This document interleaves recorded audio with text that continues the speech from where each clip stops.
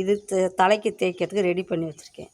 ஆவாரம் இலை, வெங்காயம், கரும்பூனம் இலை, வெள்ளை கரிசலாங்கண்ணி, கருவேப்பிலை, செம்பருத்தி பூ, செம்பருத்தி இலை, வெங்காயமும் கரிசலாங்கண்ணி கருவேப்பிலையும் தனியாக அரைச்சி சாறு புழிஞ்சு வச்சுக்கணும். சாறு புழிஞ்சு வச்சுக்கிட்டு அதுக்கப்புறம் இந்த இலை, ஆவார இலை, கரும்பூனம், செம்பருத்தி இலை மூணையும் போட்டு அரைச்சிக்கணும். அந்த வடிகட்டின தண்ணியை ஊற்றி அரைக்கணும்.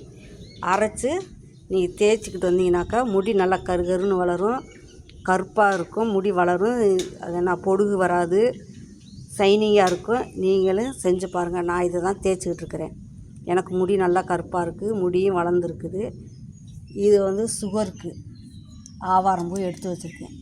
இது தலைக்கு சீயக்காவை அரைக்கிறதுக்காண்டி உருவி வச்சுருக்கேன். ஆவாரம் இலை இன்னும் நிறையா இலை கொஞ்சம் உருவி வச்சுருக்கேன். இது வீடியோக்காண்டி கொஞ்சோண்டு எடுத்து வச்சுருக்கேன். யாருக்காவது ஆவாரம் பூ வேணும்னாக்கா நீங்கள் கமெண்டில் சொல்லுங்கள். திருச்சிக்குள்ளே இருந்தால் கொண்டாந்து தருவேன். ஆவாரம் இலை, ஆவாரம் பூவெல்லாம், வெங்காயம், கருவேப்பிலை, வெள்ளை கரிசலாங்கண்ணி அரைச்ச பேஸ்ட்டு இது மாதிரி வடிகட்டி வச்சுக்கணும். வச்சுட்டு கரும்பூலாம், செம்பருத்தி இலை, செம்பருத்தி பூ, இதோட இந்த வடிகட்டின தண்ணியை இதில் ஊற்றி பட்டு போல் அரைக்கணும்.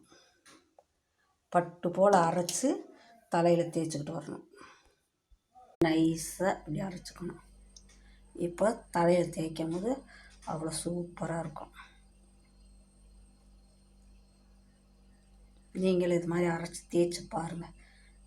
நீங்கள் டையெல்லாம் அடிக்கவே தேவையில்லை. இது தேய்ச்சாவே போதும், முடி நல்லா கருப்பாக இருக்கும். இப்படி அரைச்சா அப்படி இருக்கும், கருன்னு இப்படி இருக்கும்.